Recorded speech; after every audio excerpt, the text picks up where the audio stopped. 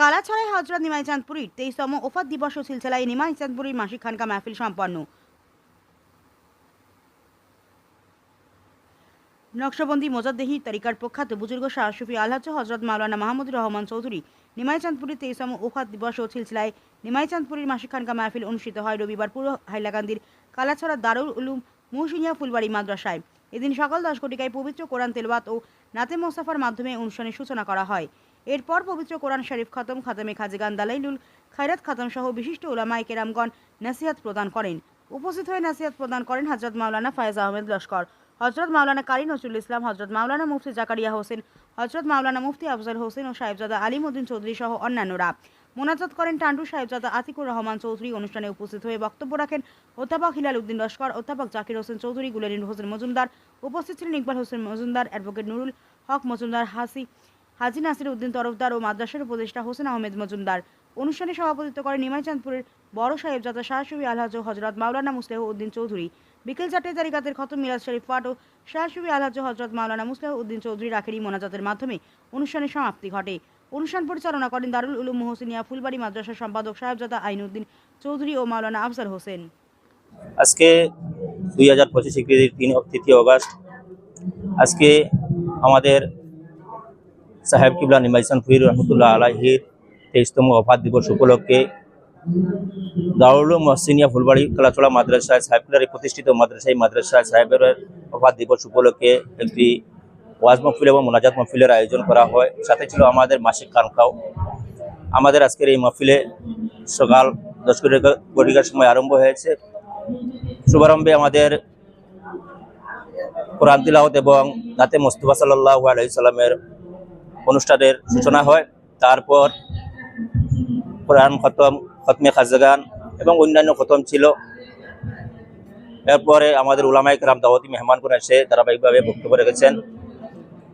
তরিকতের খতম আছে এবং বিশিষ্ট সমাজসেবীরা এসে উপস্থিত হয়েছেন। তারা সমাজের বিভিন্ন দিক নিয়ে আলোকপাত করেছেন উপস্থিতির মধ্যে।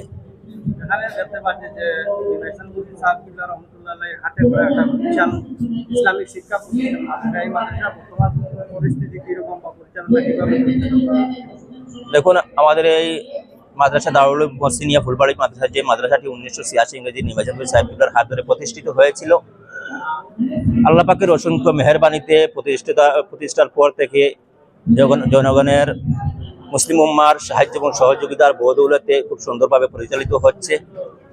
আজ অবধি অনেক দূর এগিয়ে এসেছে। আমি আশা রাখি, জনগণের কাছে একটি আহ্বান রাখছি, এই মাদ্রাসাকে দ্বীনি শিক্ষাকে বাঁচিয়ে রাখতে এবং মাদ্রাসাগুলোকে জিন্দা রাখতে আমাদের যারা জনগণ আছেন, যারা সবসময় সহজে সাহায্য করেন, তাদের প্রতি বিশেষ গুজারিশ রাখছি, যাতে এই দ্বীনি শিক্ষা প্রতিষ্ঠানকে বাঁচিয়ে রাখার জন্য আপনাদের সবসময় সহযোগিতার প্রয়োজন। আর্থিক যেরকমের যে সহযোগিতা করতে পারেন, আপনাদের সহযোগিতার খুবই প্রয়োজন এই মাদ্রাসাকে এগিয়ে নিয়ে যাওয়ার জন্য। বর্তমানে আমাদের ছাত্রে প্রায় 110 জনের মতো আছেন। হোস্টেলে থাকেন প্রায় 77 জন ছাত্র থাকেন। তাদের খাওয়া দাওয়ার ব্যবস্থা মাদ্রাসার কর্তৃপক্ষ বহন করে থাকে। 2 বার আমাদের এখান থেকে খাওয়ার ব্যবস্থা করে দেওয়া হয়। সকাল এবং সন্ধ্যার পর 2 বার খাবার দেওয়া হয়। আর বিনামূল্যে ছাত্র আমাদের এখান থেকে শিক্ষা গ্রহণ করে।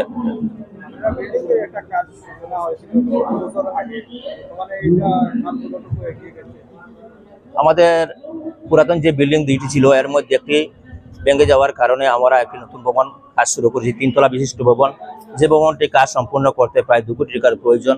আমাদের এখন প্রায় অনেকটা কাজ শেষ হয়েছে, পাইলিংয়ের কাজ হয়ে পাইলিংয়ের ক্যাপ ঢালাই হয়ে গিয়েছে। সামনে এই কাজগুলো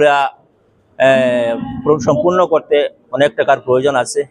তাই আমি আবার বলছি, দেশবাসীর কাছে অনুরোধ রাখছি, আপনারা যে পারেন, যেরকমই পারেন, এই মাদ্রাসাকে যেভাবে হোক সাহায্য করে এই কাজটি সম্পূর্ণ করার জন্য এবং আমাদের এই শিক্ষা ব্যবস্থাকে উন্নতি করার জন্য।